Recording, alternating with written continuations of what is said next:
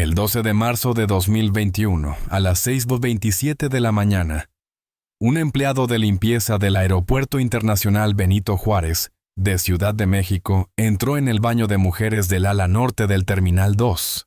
Al abrir la tercera puerta del fondo, se encontró con algo que lo dejó inmóvil por segundos. Una joven inconsciente recostada junto a la pared, con signos visibles de agotamiento extremo. Vestía jeans, una sudadera azul marino y zapatillas blancas. A su lado había una maleta de mano gris y un billete impreso con destino a Los Ángeles. El reloj marcaba que aún faltaba 1 hora y media para el despegue del vuelo. La zona fue acordonada de inmediato. La policía aeroportuaria llegó en minutos. Tras evaluar la situación de emergencia, solicitó la intervención de la Policía de Investigación. El inspector Arturo Salinas, con años de experiencia en casos sensibles, se presentó en el lugar a las 7:11. Revisó el entorno sin tocar nada. Observó algo extraño desde el primer momento. El baño estaba apartado, en un pasillo con escasa circulación, sin acceso directo desde la sala principal de espera. No había señales de lucha, ni objetos desordenados o manchas evidentes. El rostro de la joven presentaba apenas un par de rasguños leves, probablemente causados por contacto con la pared o el suelo. Nada más. El nombre impreso en el boleto era Paula Mendoza. No llevaba pasaporte ni teléfono. Su cartera estaba vacía. Salinas solicitó las grabaciones de seguridad del sector, pero pronto llegó una novedad inquietante. Las cámaras de vigilancia del piso habían dejado de grabar exactamente 40 minutos antes del hallazgo. El reporte técnico lo describía como un fallo de energía puntual, pero en un aeropuerto de esa magnitud, tal explicación no convencía. Salinas pidió acceso a las grabaciones de otras áreas. Necesitaba reconstruir el trayecto de la víctima. A las 5:12, en la zona de arribos nacionales, una cámara mostraba la llegada de un hombre con gafas oscuras, gorra y una mochila negra. Su andar era sereno, sin apuros. No hablaba con nadie, no llevaba equipaje de mano. En la entrada del terminal pasó sin detenerse, como si supiera exactamente a dónde ir. Los filtros de seguridad no lo retuvieron. La policía mostró las imágenes al personal de vigilancia. Nadie lo reconocía. Se activó el sistema de reconocimiento facial y tras segundos de análisis, el resultado apareció en pantalla. Diego Álvarez, el esposo de la víctima. Salinas pidió verificar su paradero. Según registros migratorios, Diego no debía estar en Ciudad de México ese día. En efecto, se suponía que había viajado a Monterrey 2 días antes para asistir a una reunión de negocios. No había registro de su regreso. La noticia puso en alertas a los investigadores. Todo indicaba que la presencia de Diego no era fortuita. A las 5:38, una cámara externa captó cómo ingresaba por una puerta lateral del ala norte. 15 minutos después, Paula entraba al mismo terminal. Las piezas comenzaban a encajar, pero el rompecabezas aún estaba lejos de completarse. Las grabaciones obtenidas por el equipo de investigación permitieron reconstruir con precisión los últimos movimientos de Paula Mendoza dentro del aeropuerto. A las 4:56 de la madrugada, se la ve entrando por el acceso principal del Terminal 2. Llevaba la maleta gris en la mano derecha y un bolso cruzado sobre el pecho. Su paso era rápido, pero su mirada no dejaba de moverse. Observaba discretamente a su alrededor, como si buscara una salida o temiera ser reconocida. En las imágenes, su lenguaje corporal sugiere una mezcla de tensión y determinación. A cada pocos pasos, giraba el cuello para mirar detrás de sí, repitiendo el gesto con una insistencia que no parecía casual. A las 5:03, se detuvo frente a un panel informativo. Revisó el horario de su vuelo y luego caminó hacia una de las zonas menos transitadas del terminal. Desde ahí, se dirigió a una cafetería cercana, donde compró un café y lo sostuvo sin tomarlo durante varios minutos. Las imágenes muestran que permaneció sentada en un banco frente a la puerta de embarque 43. Durante ese tiempo, Manipuló su bolso varias veces. En una secuencia particularmente reveladora, se la ve deslizando la mano al interior de la chaqueta y extrayendo lo que parecía ser una memoria USB metálica. La sostuvo brevemente, mirándola con atención, antes de volver a guardarla. Más tarde se sabría que ese dispositivo contenía documentos comprometedores. Entre las 5:11 y las 5:13, Paula realizó 2 llamadas. Según el registro de la compañía telefónica, ambos intentos fueron dirigidos al mismo número en California, perteneciente a Andrea Gutiérrez. La primera duró apenas 7 segundos. La segunda, 23. Ninguna fue contestada. Esos intentos no fueron repetidos. Luego de las llamadas, Paula permaneció inmóvil unos instantes, mirando su teléfono. La decisión parecía tomada. Se levantó y comenzó a caminar en dirección a los baños del ala norte. 3 minutos después, a las 5:16, una nueva figura aparece en las grabaciones. Un hombre con gafas oscuras, gorra y chaqueta oscura entra por la misma puerta. Sus movimientos son pausados, pero decididos. Avanza sin vacilar, sorteando controles menores como si supiera qué rutas evitar. Los analistas de seguridad notaron que no interactúa con ningún agente ni realiza gestos de duda. En cambio, observa brevemente los pasillos, como reconociendo puntos ciegos. A las 5:19, gira hacia el mismo corredor por donde minutos antes había pasado Paula. Luego desaparece del campo visual de la cámara. A las 5:24, otra cámara lo capta esperando junto a una columna, atento a la actividad del entorno. En cuanto el corredor queda vacío, avanza directamente hacia la puerta del baño de mujeres. Observa brevemente a ambos lados y entra. 18 minutos más tarde, sale del mismo lugar, llevando consigo un objeto que no tenía al ingresar.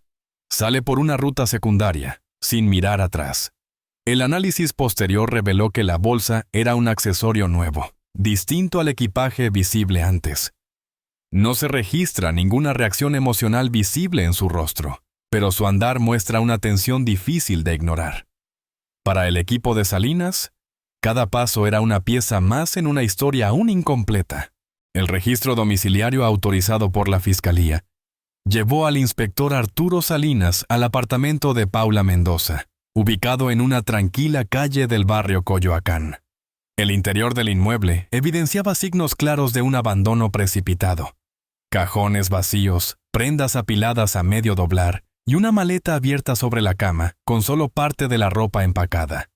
En la cocina, un plato sin lavar y una taza a medio llenar revelaban una rutina interrumpida bruscamente. Ninguna señal de violencia ni ingreso forzado, pero sí de urgencia. La ausencia de objetos personales como joyas, documentos y dispositivos electrónicos reforzaba la hipótesis de una huida planificada. Durante la inspección del dormitorio principal, un agente encontró una ligera irregularidad en el suelo. Al levantar una de las tablas del entarimado, descubrieron un pequeño estuche metálico. Dentro había una memoria USB y un sobre, con impresiones de movimientos bancarios. Salinas entregó el contenido al equipo forense digital. Al analizar los archivos, emergió un entramado financiero complejo. Transferencias repetitivas entre cuentas en paraísos fiscales, facturación de servicios inexistentes y nombres de empresas desconocidas. La mayoría de las operaciones estaban vinculadas a una entidad tecnológica llamada Quantica Soft. La relación resultó inmediata. Paula figuraba como contadora externa en esa firma, donde su esposo, Diego Álvarez, ocupaba el cargo de director general. Los documentos encontrados contenían lo que parecía ser una contabilidad paralela. Planillas encriptadas mostraban movimientos por millones de dólares, distribuidos en redes de empresas ficticias.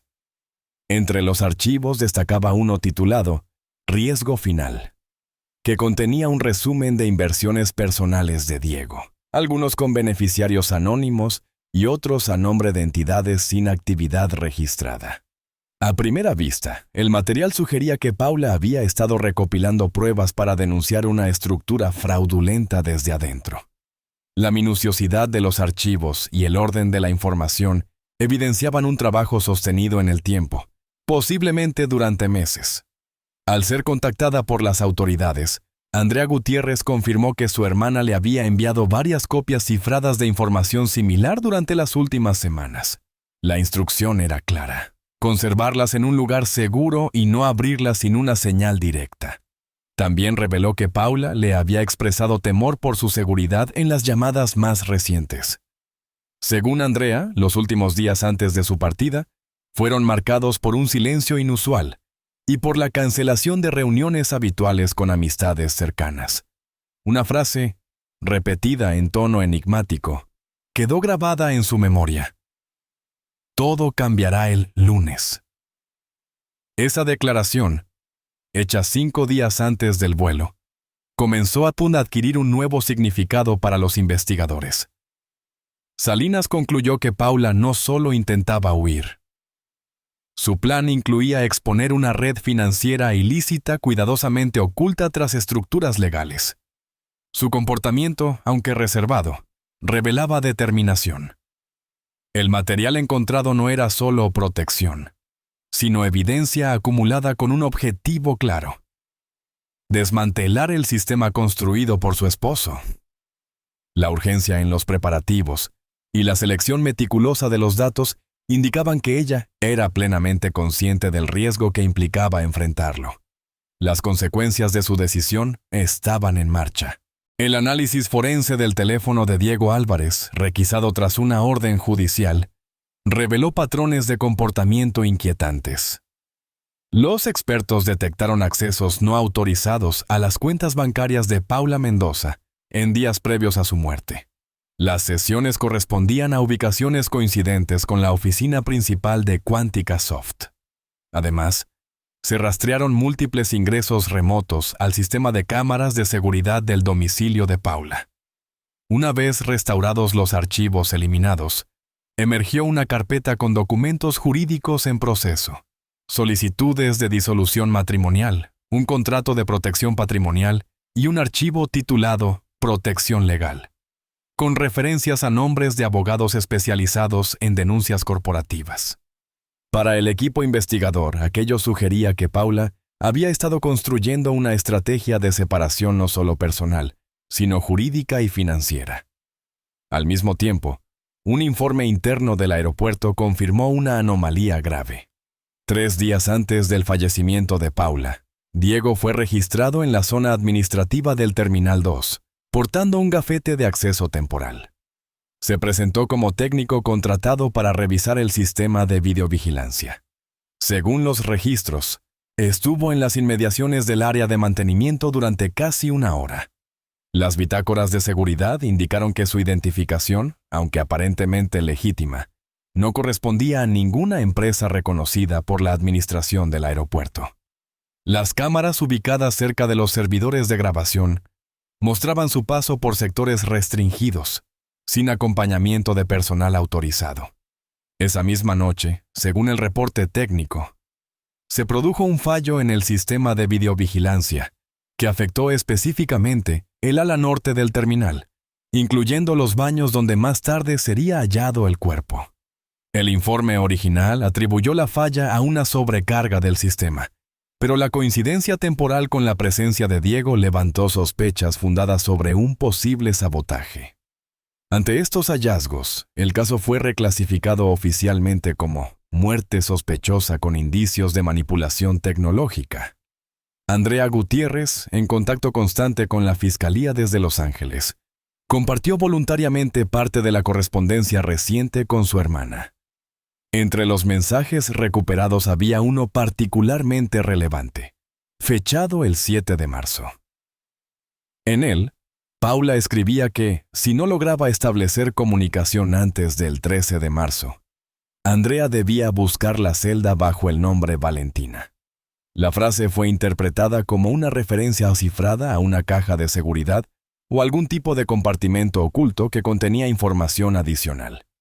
El nombre Valentina no figuraba en registros familiares, lo que reforzaba la hipótesis de una identidad ficticia usada para proteger pruebas clave.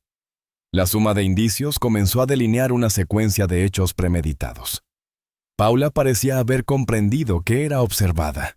Sus movimientos en los últimos días, la precaución con la que resguardó los archivos y su intento de dejar instrucciones a distancia apuntaban a un estado de alerta sostenida. Para los investigadores, la preparación del entorno, la desconexión selectiva de las cámaras y la infiltración mediante credenciales falsas no eran actos espontáneos. El perfil del responsable comenzaba a perfilarse con claridad. La siguiente etapa del proceso sería decisiva. La orden judicial para Chita allanar las oficinas centrales de Quantica Soft fue ejecutada en la madrugada del 18 de marzo. El equipo de la Fiscalía, acompañado por peritos informáticos, revisó cuidadosamente las instalaciones. En una sala secundaria del piso 3, oculta tras una puerta sin señalización, encontraron un servidor independiente no conectado a la red corporativa. El equipo técnico logró acceder al sistema tras varias horas de trabajo. Dentro localizaron archivos financieros que no aparecían en la contabilidad oficial. Las carpetas estaban organizadas por trimestre y año, y los documentos incluían reportes duplicados, contratos ficticios y facturas de servicios inexistentes emitidas por empresas pantalla registradas en Panamá y las Seychelles. La documentación reveló una estructura de evasión sofisticada. Los ingresos declarados eran sistemáticamente inflados mediante operaciones cruzadas con proveedores que no existían físicamente.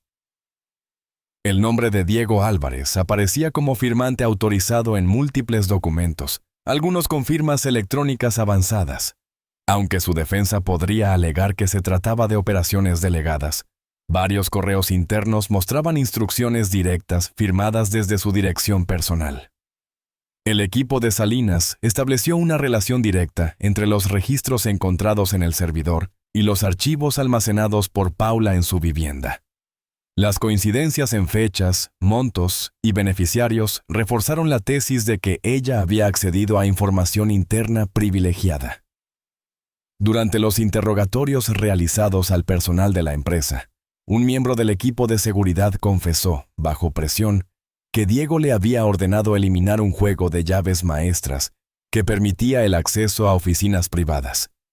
Esa instrucción fue dada la noche del 11 de marzo, menos de 24 horas antes de la muerte de Paula. Aunque el guardia no comprendía del todo el motivo, recordó que la actitud de Diego era inusualmente tensa y que insistía en que nada debía quedar sin revisar. Esa noche, el sistema de videovigilancia de la oficina también registró breves interrupciones en el área del servidor oculto. Siguiendo la pista dejada en el mensaje de Paula, los investigadores localizaron una caja de seguridad registrada a nombre de Valentina Mendoza en una sucursal bancaria del sur de la ciudad. El acceso fue autorizado mediante orden judicial y en su interior se hallaron documentos notariales, discos duros y una declaración firmada por Paula ante un notario público. En ese documento se dejaba constancia de la entrega anónima de pruebas digitales a una firma legal en los Estados Unidos. La declaración también mencionaba el temor por su integridad física y solicitaba protección jurídica para terceros involucrados en la investigación. El conjunto de materiales recuperados apuntaba a una operación planificada para exponer la red financiera ilícita dirigida por Diego. Paula no solo pretendía escapar, sino que había activado mecanismos para asegurar que, aun en su ausencia, la información llegara a su destino. Los investigadores entendieron que el tiempo había sido su enemigo. Cada paso de Paula había sido calculado, pero su margen de acción se reducía con rapidez. El reloj, en su caso, no solo marcaba el horario de un vuelo, sino el límite entre revelar la verdad o desaparecer con ella. El equipo de investigación, con acceso a los datos de geolocalización de Diego Álvarez, trazó su ruta completa durante el 12 de marzo. La información del GPS mostró que, tras salir del aeropuerto en horas de la mañana, se dirigió en vehículo particular hacia una zona industrial ubicada en el perímetro sur de la ciudad. Las cámaras de seguridad de un parque logístico registraron su llegada a las 6:41. En las imágenes se lo ve estacionando cerca de un contenedor de residuos industriales. En menos de 2 minutos, desciende del auto. Lleva un paquete negro en las manos, lo deposita en el interior del contenedor y se marcha sin levantar sospechas. La revisión posterior del contenedor no arrojó resultados, ya que el servicio de recolección ya había retirado el contenido horas después del incidente. Sin embargo, la secuencia registrada en video fue archivada como evidencia clave. El análisis del contenido recuperado en el domicilio de Diego sumó nuevos elementos al caso. En un armario del dormitorio se halló una camisa oscura, cuidadosamente doblada, que contenía microfibras compatibles con la prenda que llevaba Paula el día de su muerte. El examen pericial de la tela no reveló manchas visibles, pero confirmó contacto reciente con otra fibra textil de características similares a las que formaban parte del atuendo de la víctima. Este hallazgo, aunque no concluyente por sí solos, se sumó a una creciente acumulación de indicios circunstanciales que apuntaban a la presencia física de Diego en una situación no explicada por ningún motivo legítimo. El descubrimiento más relevante ocurrió durante el análisis del ordenador portátil personal de Diego. El equipo de cibercrimen detectó la presencia de se descubrieron herramientas digitales, utilizadas para monitorear de forma invasiva la vida privada de la víctima. La lista de dispositivos vinculados incluía el teléfono de Paula. El sistema almacenaba registros detallados de su actividad durante al menos 3 semanas, lo cual confirmó que Diego no solo tenía conocimiento de sus movimientos, sino que probablemente anticipó cada uno de ellos. La vigilancia sistemática revelaba un patrón de control, más allá del interés financiero. Salinas reconstruyó la cronología a partir de los datos recolectados. Primero, la infiltración en la vida digital de Paula. Luego, la obtención del acceso a sus movimientos financieros. Más tarde, la manipulación del sistema de videovigilancia del aeropuerto. Finalmente, el retiro de un paquete tras ingresar al baño donde ella fue hallada sin vida. Todo indicaba una cadena de acciones deliberadas orientadas a neutralizar una amenaza. Sin embargo, aún faltaba establecer el vínculo directo entre el momento de la muerte y el motivo subyacente. En búsqueda de ese nexo, el inspector revisó nuevamente los testimonios. Fue entonces cuando Andrea Gutiérrez recordó una frase que su hermana le había dicho días antes del vuelo. Él solo teme una cosa: perder el control. La observación, aparentemente trivial, se convirtió en una posible clave para interpretar los actos de Diego, no solo como una reacción al peligro legal, sino como respuesta emocional ante la pérdida del dominio sobre su entorno. La investigación entró en una fase decisiva. El equipo de la Fiscalía, tras varios días de trabajo conjunto con especialistas en ciberseguridad, logró acceder a una cuenta de correo electrónico vinculada a Paula Mendoza. En una carpeta oculta entre mensajes antiguos, encontraron un borrador sin enviar. Allí figuraba un enlace cifrado con acceso restringido. La verificación de origen confirmaba que el contenido había sido subido desde la dirección IP de su apartamento, 2 días antes de su fallecimiento. El enlace dirigía a un servidor externo con múltiples niveles de seguridad. Tras romper las capas de protección digital, los peritos localizaron un archivo comprimido que contenía respaldos de todo el material financiero recopilado por Paula durante los últimos 6 meses. Los archivos incluían tablas de transacciones, gráficos de flujos monetarios, declaraciones de ingresos adulteradas y una red detallada de compañías intermediarias. Junto a esa información se encontraba un documento titulado Plan de Mitigación de Riesgos. Su autor, identificado a través de los metadatos, era Diego Álvarez. En el texto se exponían posibles escenarios ante una filtración interna de información sensible. El punto más relevante era una sección en la que se mencionaba la neutralización de amenazas internas no controlables. Aunque redactado en lenguaje técnico y ambiguo, el tono indicaba una lógica preventiva estructurada. Para los fiscales, ese documento representaba una prueba directa de conocimiento y planificación frente a un eventual acto de delación. Paralelamente, se realizó un nuevo interrogatorio a un técnico de mantenimiento del aeropuerto, quien había trabajado en los sistemas de cámaras del Terminal 2. Durante la entrevista, el hombre reconoció que un individuo se presentó el día anterior a la muerte de Paula, identificándose como representante de una empresa externa contratada para pruebas de control. Mostró una credencial con el nombre de otro técnico que sí figuraba en la base de datos, aunque con fotografía diferente. Solicitó acceso temporal para realizar pruebas de visibilidad en los baños del ala norte, bajo el argumento de implementar sensores de movimiento. Aunque el procedimiento era irregular, el técnico admitió haberlo autorizado por la aparente oficialidad del documento y la seguridad con la que hablaba el visitante. La coincidencia de fechas, sumada al apagón parcial de las cámaras, permitió concluir que el lugar había sido manipulado con antelación. Las pruebas acumuladas ya no se limitaban a indicios circunstanciales. La conexión entre la preparación del entorno, el seguimiento digital y la documentación financiera apuntaba a una operación diseñada con precisión. No obstante, el equipo de Salinas sabía que los elementos técnicos, aunque sólidos, podrían ser cuestionados en juicio si no se reforzaban con un testimonio directo. La sensación de haber alcanzado un límite era evidente. Todo parecía encajar, pero faltaba un hilo humano que diera forma definitiva al relato. Fue en ese punto muerto cuando se produjo un giro inesperado. A través de una línea anónima de atención a testigos, se recibió una declaración.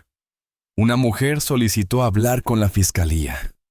Su voz temblaba, pero sus palabras eran firmes.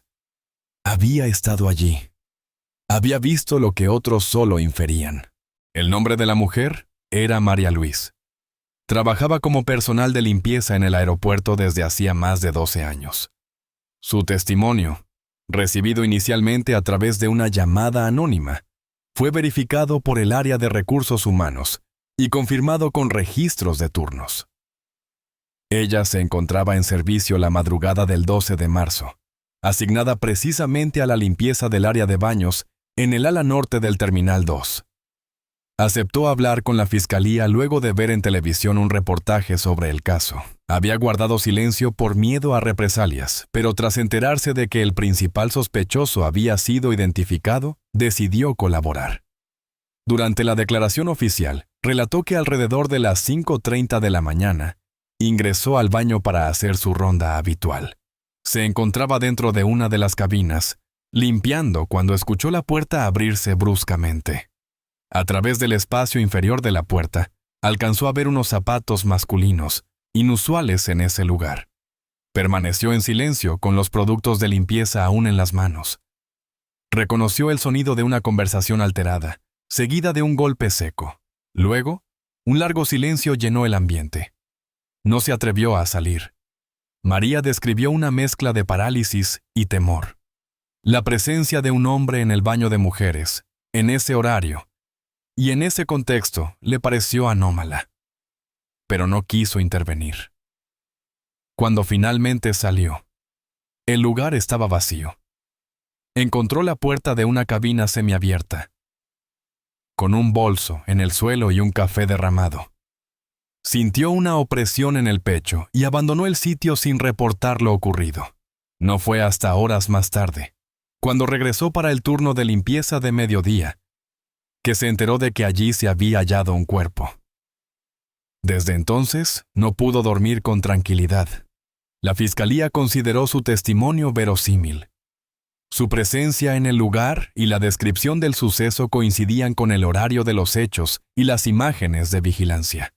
El momento exacto que relataba María correspondía al período de 18 minutos, durante el cual Diego Álvarez estuvo dentro del baño. Aunque no vio su rostro directamente, la descripción física y la forma de actuar se alineaban con las pruebas anteriores. Su declaración era, hasta ese momento, el único testimonio presencial vinculado de forma directa a lo ocurrido. Con este nuevo elemento, el inspector Salinas solicitó de inmediato una orden de arresto. Las autoridades actuaron con rapidez. Diego fue localizado el 20 de marzo en el mismo aeropuerto, intentando abordar un vuelo hacia Vancouver con escala en Houston.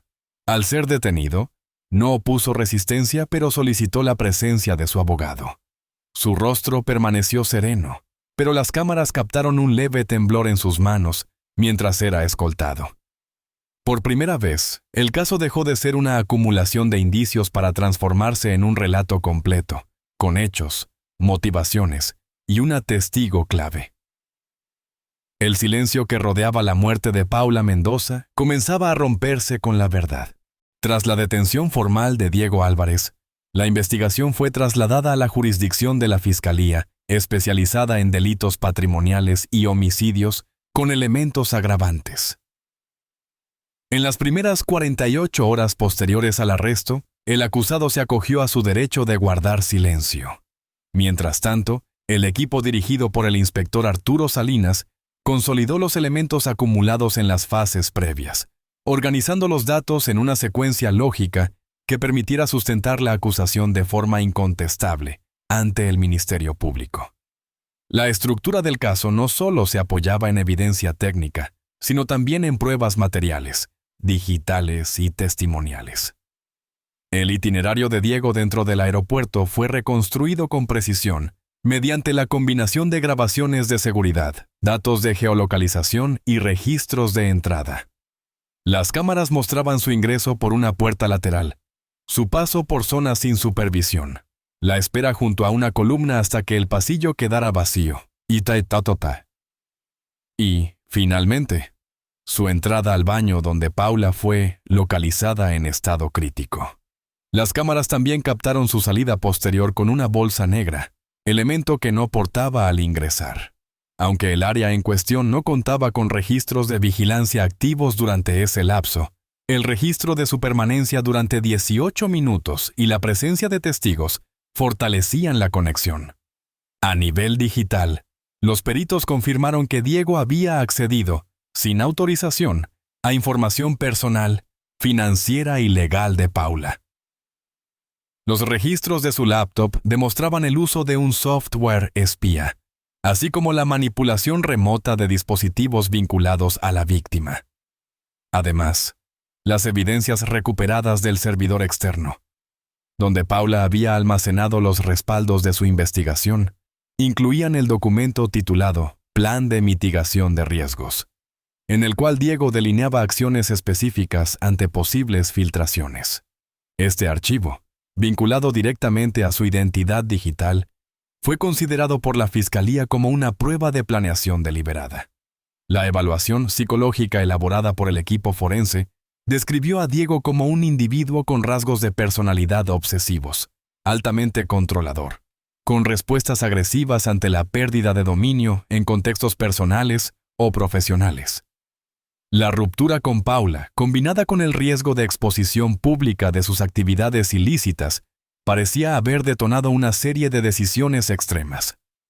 El informe señalaba que su motivación principal no era solo proteger su patrimonio, sino preservar una imagen de poder que consideraba parte esencial de su identidad.